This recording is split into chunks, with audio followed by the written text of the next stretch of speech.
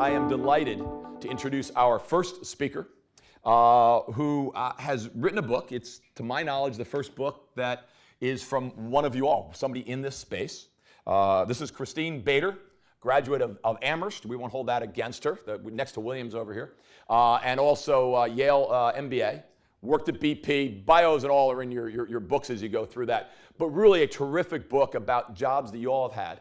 BP, right? And what that means, and the challenges, the issues. The book is good reading, but in the manifesto, which is in the epilogue here, 10 steps for jobs that we all have. And I'll just stop with, we won't hit these all, but just a few things that'll help to introduce. First is what is good for society is good for any company. Second, responsible business. Responsible business should be redundant, not an oxymoron. Evangelizing to my colleagues is not helpful. Figuring out how my work supports them is. And finally, if consultation and collaboration aren't both frustrating and worthwhile, then you haven't done it right. Ladies and gentlemen, Christine Bader.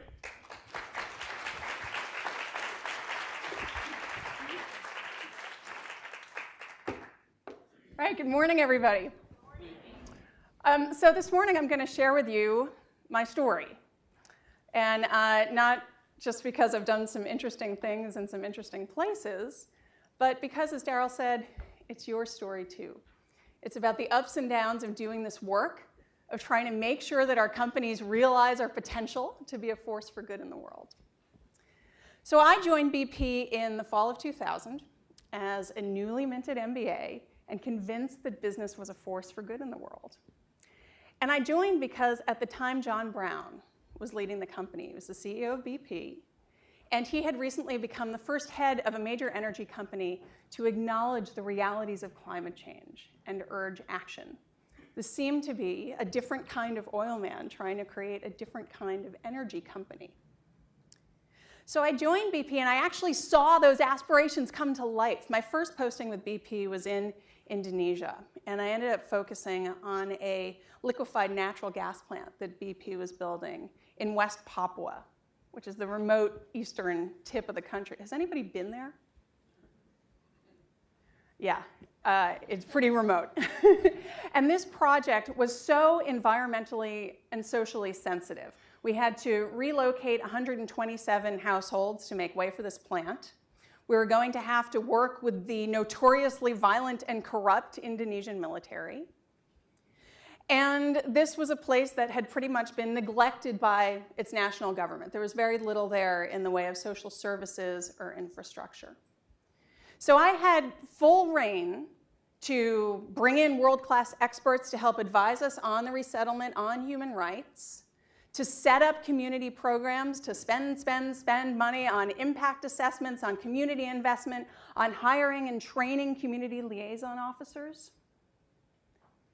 And remember, this was my first job out of business school, right? So I'm living this cliche of doing well and doing good, right? And even the most hard-nosed commercial and production guys understood that the work that I was doing was critical to success of the company.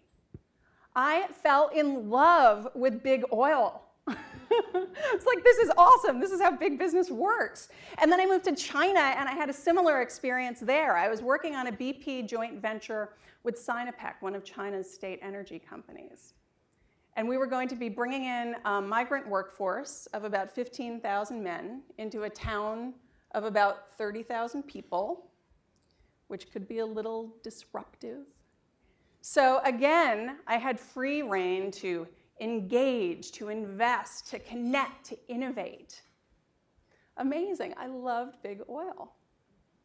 And then I moved back to London, to BP headquarters, and I was charged with working with staff around the world who were working in similarly tricky places to see if we were sharing, if we were learning from our experiences, if we were reinventing the wheel. There was a lot of that, to try to set up a network and community and articulate the company's position on human rights. How do we think about it? How do we manage some of the challenges?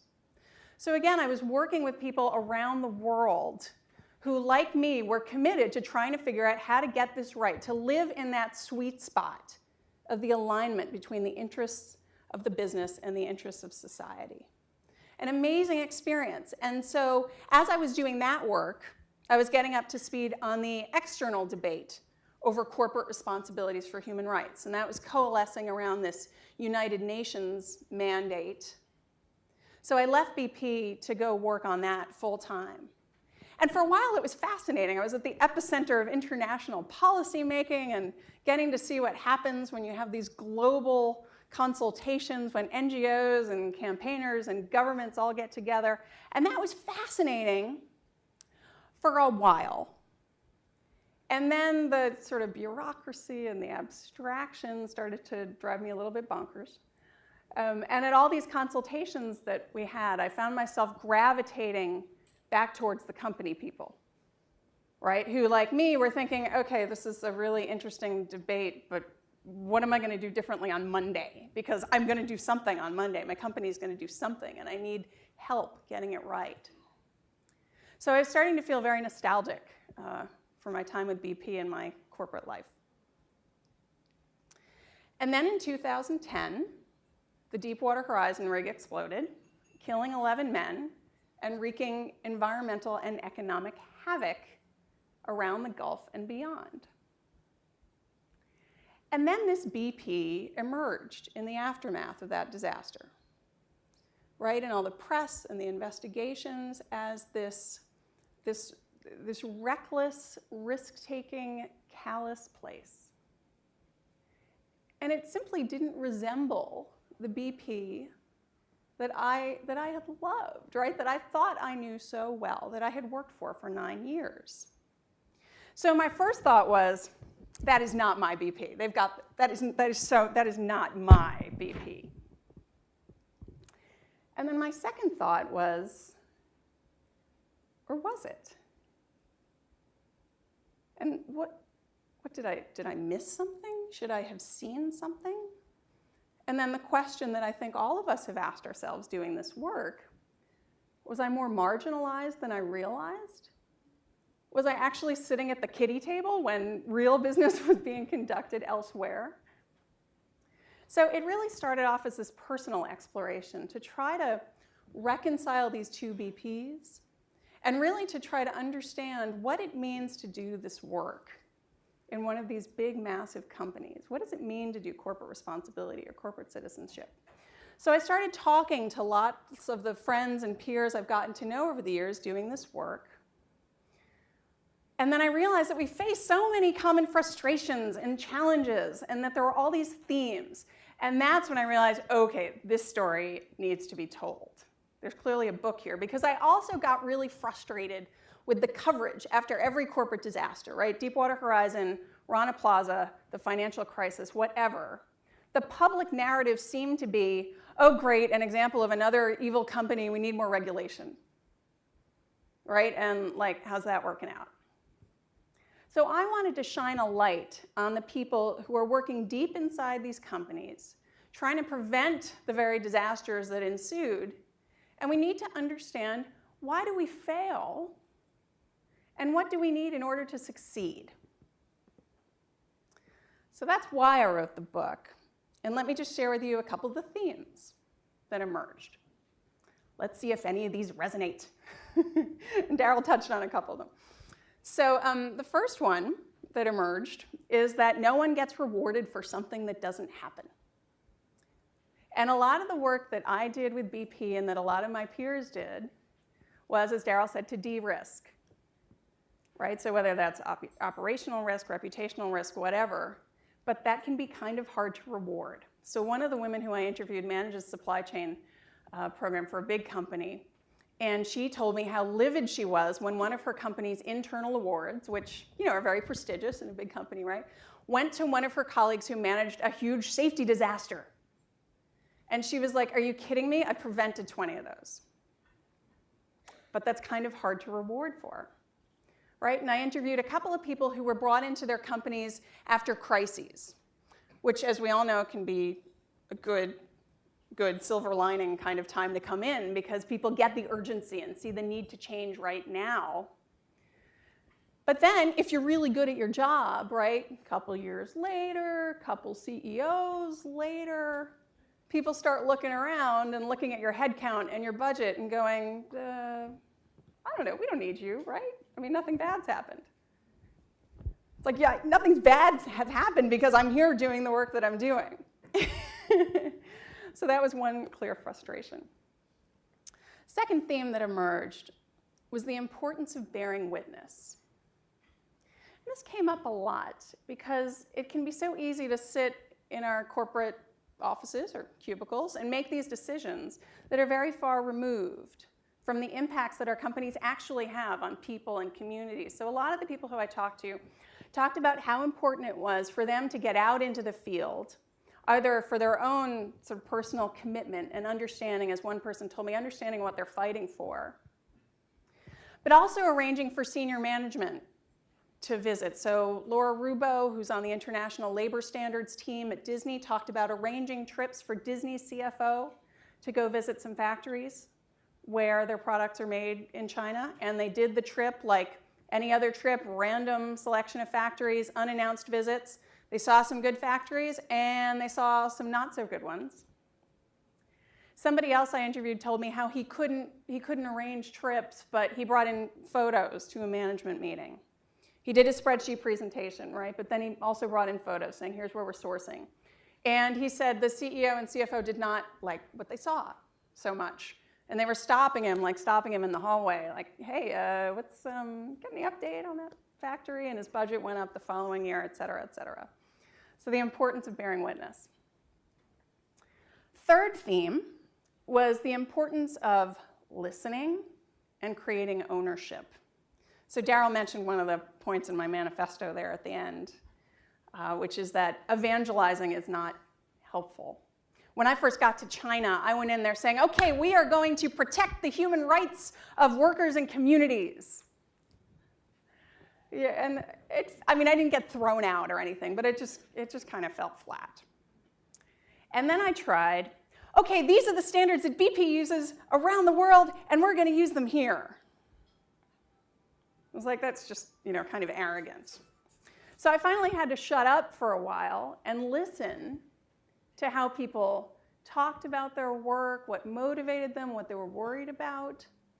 So finally, when I came back and said, okay, I understand that you guys want this to be a world-class model project. And if that's the case, these are the standards that world-class model projects use, and we're going to use them here.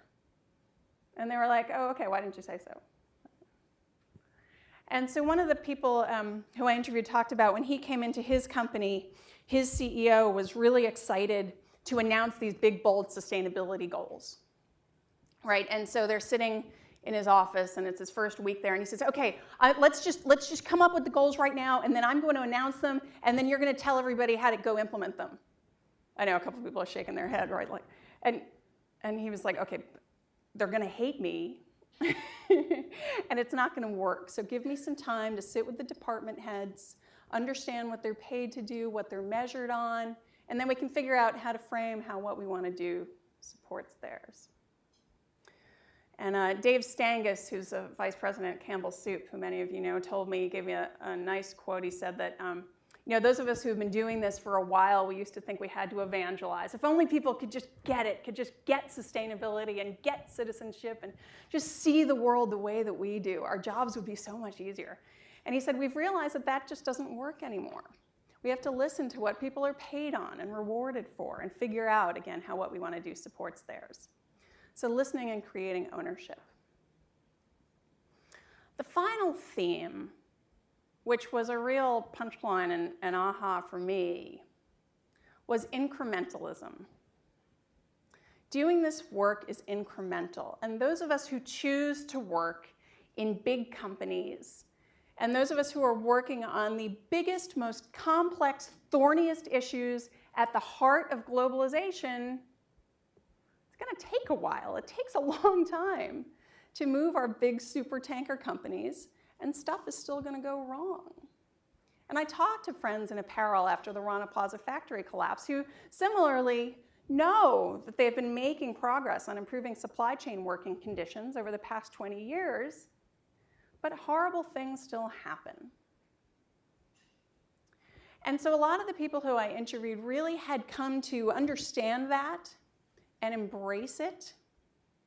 And that's, for me, what really helped me reconcile my time with BP. That I know, obviously, I did not manage to transform the whole company, but I know I made a difference to those 127 families on that project in Indonesia. I know I made a difference to those 15,000 migrant workers and the other tens of thousands of people who live near them. And that the work that I did on those projects was critical to the success of the business there. That's not bad, although I know it's not good enough. So that's my story. And again, I think it's your story too. One other theme that emerged was the importance of community, right? Of getting together and having a forum, you know, just as Daryl said, to share our challenges and our frustrations, but again, as one of the choices was up there, to also share our successes. Because our successes to the outside world can look like pretty small stuff. Hey, we just launched a new policy, we just signed on to a new initiative. But we all know how much buy-in and alignment and hard work it takes to make every one of those steps. So celebrate each other's successes today. I have two quotes in the front of the book. And one of them is from John Brown when he was leading BP around the time that I joined the company. And he said, a good business should be both competitively successful and a force for good. And the second quote I have is from the poet W.H. Auden. And it's, there is a great deal of difference between believing something still and believing it again. So having had my heart broken by big oil, I have actually come back around to believing that business can and must be a positive force for good in the world. But I know it's not going to happen by accident. And we need the most passionate, dedicated people working to make that happen. There is nothing more important, and we need fora like this to help us get that work done. That is what counts. Thank you.